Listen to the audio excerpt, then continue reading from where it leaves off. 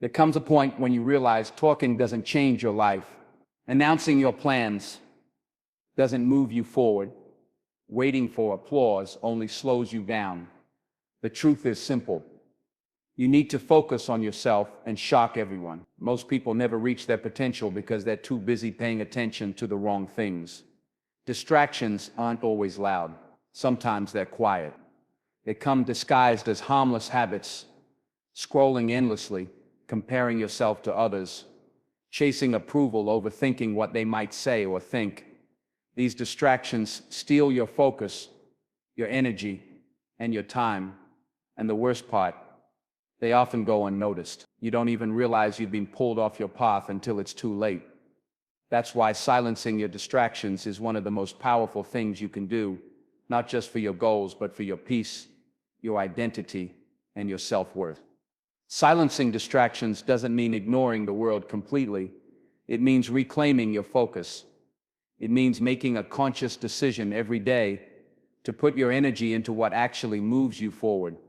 It's saying no to opinions that don't build you. It's choosing not to react to every comment, every trend, every bit of noise designed to pull your attention away from your growth. The world will always have something to say. People will always have judgments. Trends will come and go, but you've got work to do. You've got a mission to complete. And every second you spend distracted is a second you've given away. There's a power in moving in silence. When you're focused on your path, you don't have time to get caught up in other people's drama, competition, or validation game. You understand that greatness doesn't need to announce itself. It proves itself, not with noise, but with results. That's what happens when you silence distractions. You stop being reactive and start being intentional. You start choosing what deserves your attention. Very few things actually do. Some of the biggest distractions are the voices in your own head, the doubts, the fears, the stories you tell yourself about why you can't. Silencing distractions isn't just external, it's deeply internal. You've got to shut down the self-sabotaging thoughts that keep looping in your mind. You've got to become the gatekeeper of your own focus. Not everything deserves space in your head. Not every fear deserves your belief. Not every thought deserves your time. Once you learn to control your mind, outside distractions lose their power. It's not easy. Focus is a muscle. At first, your mind will wander. You'll feel the pull of instant gratification, the urge to check your phone, the desire to see who's watching, who's liking, who's validating. But that's the trap. Every time you give in to that urge, you delay your progress. You feed the very thing that's slowing you down. So you train yourself to resist. You train yourself to care more about your mission than your mention. You train yourself to protect your energy like your life depends on it. Because in many ways it does. The most successful people aren't the loudest. They're not the ones posting their every move or chasing the spotlight. They're in the shadows, locked in, working when no one's watching. That's where the real shift happens. That's where transformation is born. Not in the noise, but in the silence. When you silence distractions, you amplify your power. You start seeing results. You start surprising people. You start shocking those who doubted you. Because while they were talking, you were working. You don't need to announce your progress. Let them wonder where you've been. Let them talk. Let them scroll. You stay focused. You stay quiet. You keep building. That's how you get ahead. That's how you separate yourself. That's how you win. Silence your distractions, not just for a moment, but as a lifestyle. Make focus your default. Make discipline your filter. Make your goals louder than the world around you, and everything else will follow. Being obsessed with self-improvement isn't about perfection. It's about becoming so committed to your growth that it becomes a non-negotiable part of your life. It means waking up every day with the mindset that you can be better than you were yesterday, and doing something about it. It means refusing to settle for the bare minimum and choosing instead to stretch, to grind, and to level up no matter how uncomfortable or inconvenient it is. Self-improvement is not a phase. It's a mindset, a lifestyle, a personal contract you make with yourself to never stop evolving. When you're obsessed with self-improvement, you stop chasing distractions and start chasing mastery. You don't waste time envying others because you're too focused on building your own foundation. You realize that true success doesn't happen overnight. It's earned day by day, in the quiet, consistent work that nobody sees. You read, you train, you ask questions, you face your weaknesses head on, not with shame, but with purpose. You know that if you're not growing, you're falling behind, and that's unacceptable to someone who truly wants to be great. This obsession doesn't always look exciting. In fact, it's usually the opposite. It's repetition, it's practice, it's discipline when motivation disappears. It's saying no to things that bring temporary pleasure in favor of things that bring long-term gain. It's spending more time reflecting than reacting. It's having difficult conversations with yourself, identifying the habits that are holding you back, and doing the hard work to change them over and over again, until they no longer control you. Self-improvement means becoming your own biggest competitor. You're not focused on beating anyone else. You're focused on outgrowing the old version of yourself. You measure your success by progress, not praise. You set higher standards for yourself because you know you're capable of more. And when you fall short, you don't make excuses. You learn, adapt, and keep going. That's what separates people who dabble from those who dominate. They don't wait for permission. They don't wait for the perfect conditions. They start where they are and commit to the climb. Being obsessed with self-improvement means you don't chase attention. You chase transformation. You want the internal shift more than the external applause. You want to feel proud of who you're becoming, regardless of who's watching. That kind of drive is rare, because it requires humility. You have to admit that you're not there yet. You have to be willing to look at the gaps in your character, your discipline, your knowledge, and then take action to fill them. That's the difference between wishing for change and being committed to it.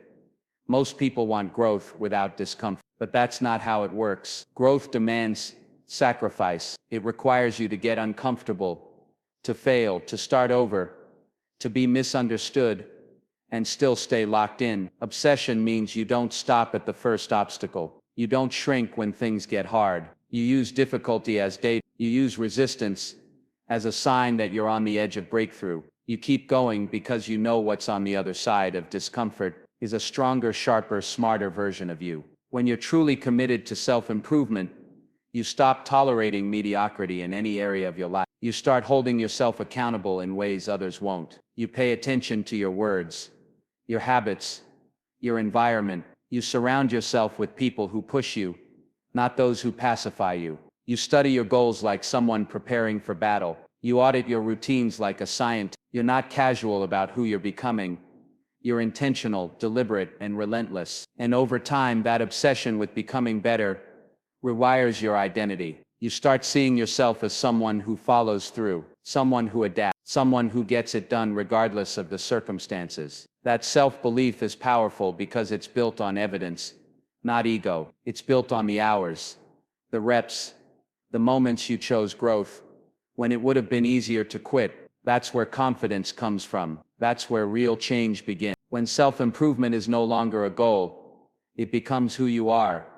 Letting your results speak is about choosing action over attention, progress over praise, and outcomes over opinion. In a world obsessed with likes, comments, and quick validation, it's rare to see someone who moves in silence, who grinds in private, and who lets their work speak so loudly that no explanation is ever needed. But that's where true power lies. When you let your results speak, you no longer feel the need to prove anything to anyone through words. You stop announcing your goals and start achieving them. You stop arguing about your potential and start becoming undeniable. You stop chasing approval because the outcome becomes your response. There's a difference between talking about the life you want and doing what it takes to live it. People who talk too much often do too little. They spend energy creating the image instead of building the reality. They get addicted to applause and distracted by attention. But attention fades, praise disappears. What stays, what lasts,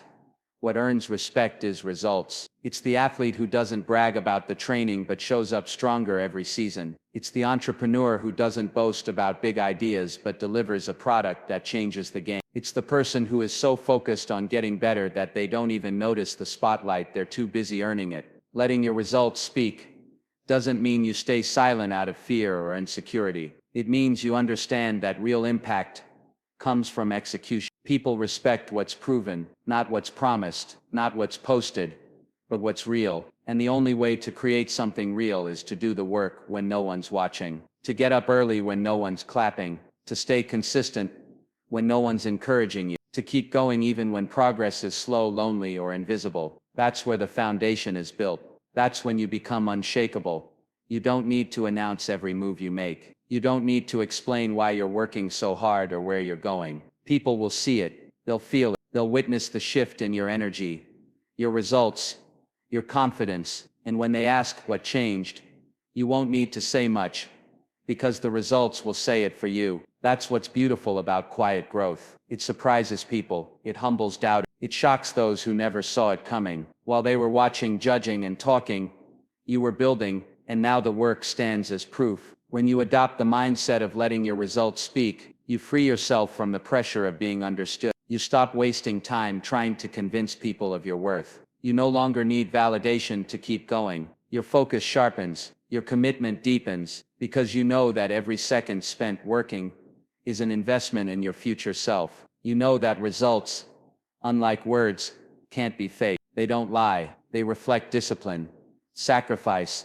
consistency, and hunger. You can't shortcut results. You can't pretend your way to excellence. You either do the work or you don't. And your life reflects that truth. People may overlook you. They may doubt you, underestimate you, or ignore you. Let them. Don't fight for attention. Earn it.